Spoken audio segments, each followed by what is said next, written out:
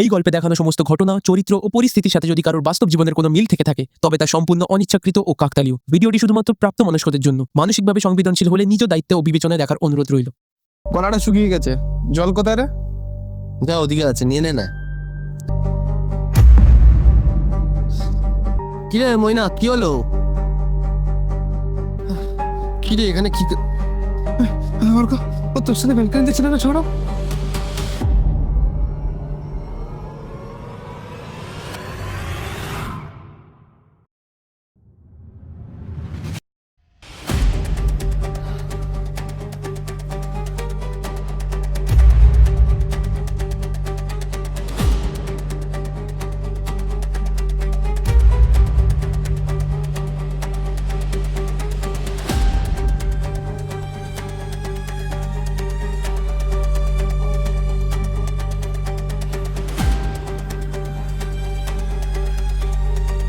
কি হলো?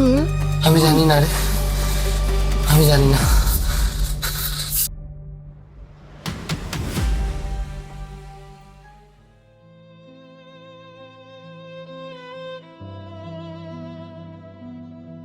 এটা কি করলি সৌরভ? তুই একবারও আমাদের কথা ভাবলি না?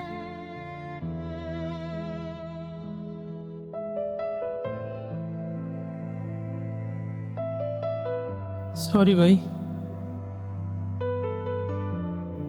আর কোনো উপায় ছিল না রে। সরি, শুধু একটা সরি বললে সবকিছু ঠিক হয়ে যায় বল? আমাদের কথা না হয় বাদই দিলাম ভাই, তুই আমাদেরকে বন্ধু হিসেবে কতটা ভাবতিস, আজ তার তুই প্রমাণ দিয়ে দিলি। কিন্তু ভাই কাকিমার কথাটা তো ভাবতে পারতিস। ঠিক করলি না ভাই, তুই এটা ঠিক করলি না। তোরা তো জানিস ভাই আমি ওকে কতটা ভালোবাসতাম। 7 বছরের রিলেশনশিপ ছিল আমাদের। মা কত স্নেহ করতো ওকে। নেক্সট ইয়ার আমাদের রেজিস্ট্রি ফিক্স ছিল। শেষে গিয়া আমারই কলিগের সাথে। আর কতবার বলবি এসব কথা? আমরা তো সবই জানতাম, তোকে তো অনেকবার বুঝিয়েও ছিল, তাও তুই সেই।